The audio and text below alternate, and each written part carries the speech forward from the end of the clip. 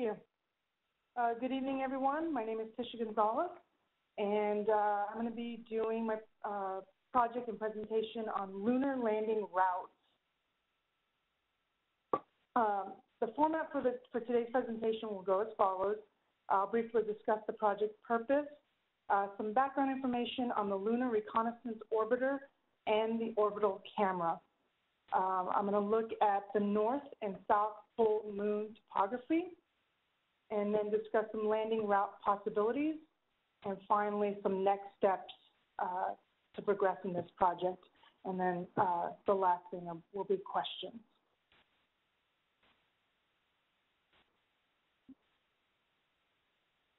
Okay. My focus on this project was primarily on the north and south poles of the moon. This was because these areas tend to remain in constant shadows due to the axis of the moon compared to the axis of the Earth. The axis of the moon lies at 1.5 degrees, while the Earth's axis is at 28.5 degrees. Therefore, you get very, very little light on the poles.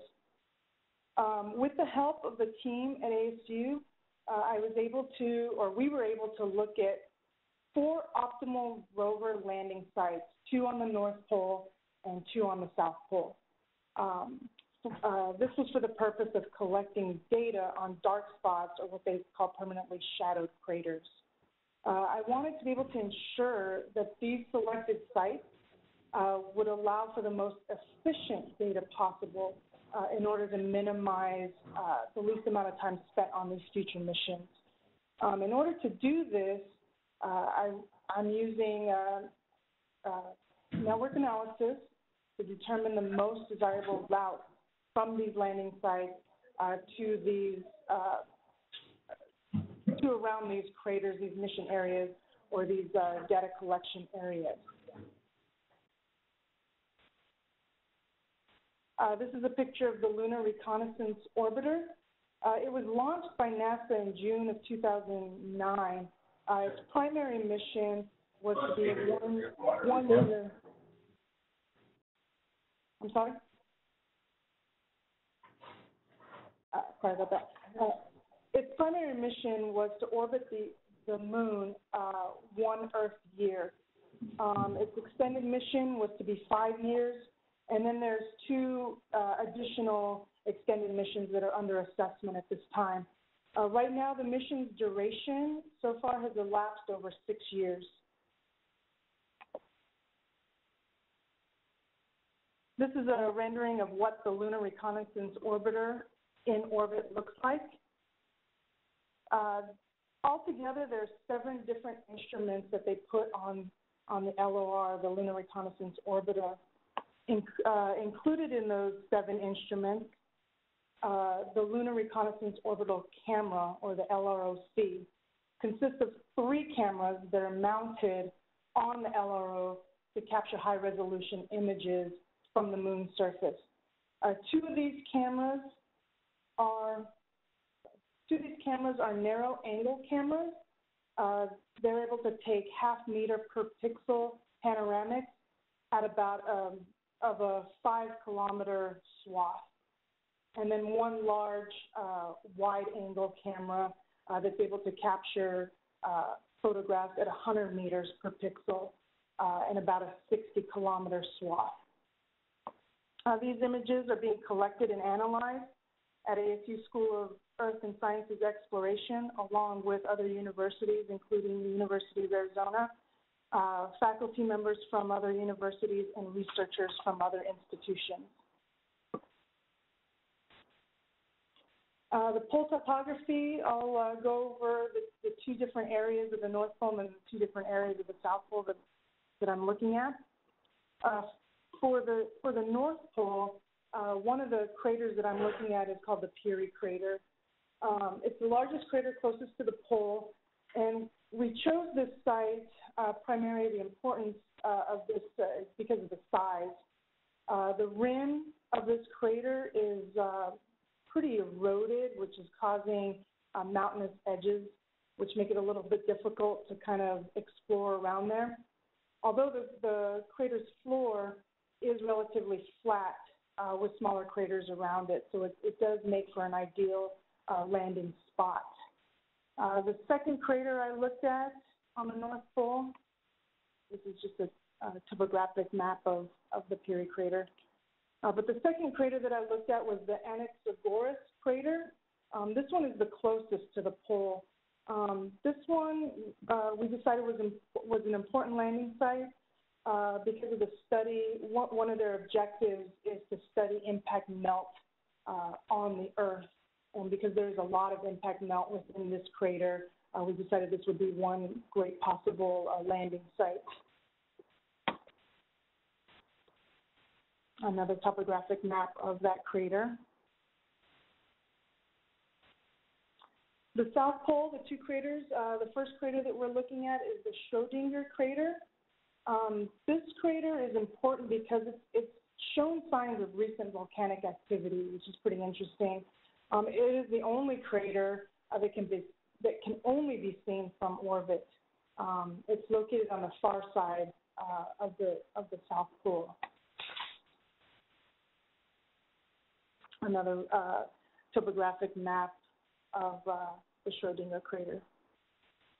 And finally, the fourth and second crater on the fourth crater altogether and the second crater on the South Pole was looking at the Malapert massive crater. This crater, most of the interior remains in constant shadow.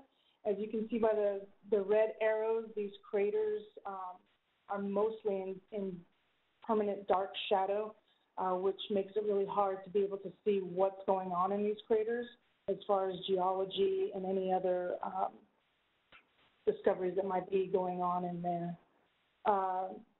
The yellow arrow is pointing to a 5-kilometer high rise, and scientists have called this the Malapert Mountain. It's very interesting because on the bottom of this craters, they don't really know how deep that goes. So we're hoping that we can get one of these landing routes to get to the other side of that and see what's going on the other side. Topographic map of the Malapert massive crater. So some possible network routes.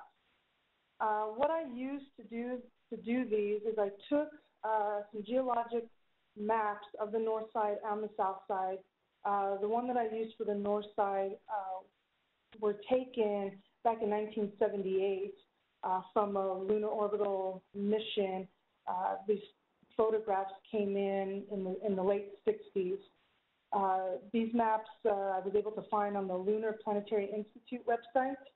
So I was able to take those, look at the geology of these maps, and then digitize on top of that the current photographs that have been coming in from the LROC, from the camera itself, to kind of get as close as possible to the geology behind it and where the crater lies.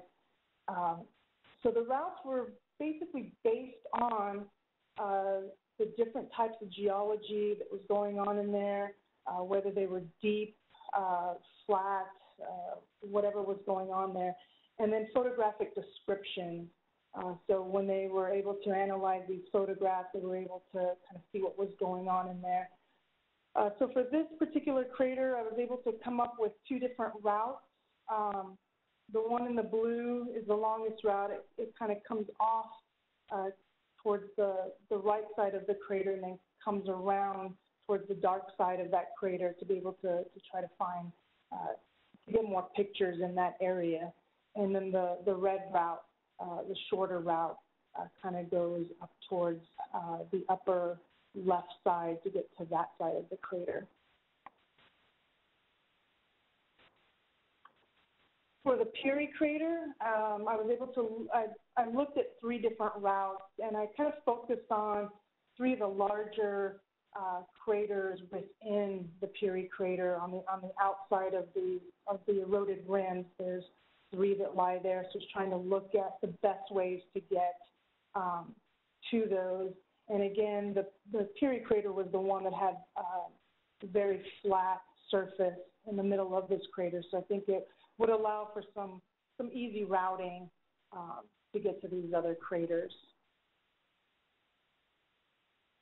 For the South Pole, the Schrödinger crater, again, I was able to identify, I believe, 5 different routes. It's a little hard to see on this map, but I've got 5 different routes to some of the larger craters that are within this particular crater, because this one happened to be one of the largest craters on the South Pole.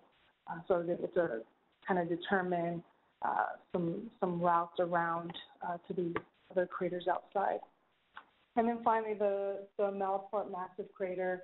I came up with 3 different routes, one to one of the larger craters within there, up to the top of the map here, and then one off to the left-hand side. And then the last crater on the bottom, this red route, kind of goes around this mountain and comes around to the backside in order to be able to get to that darkest part of that crater. Some of the next steps is being able to run these network analysis. I want to do some runtime analysis, meaning, how long it would take for each one of these routes to take to get from these landing sites to each one of these mission areas. In order to do that, to be able to identify optimal routes for each of these craters. And then finally, just to share the results with the team that I'm working with at ASU and the LORC for these future missions.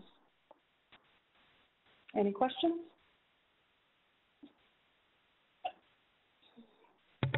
Thank you, Tisha. Any questions? You're here? welcome.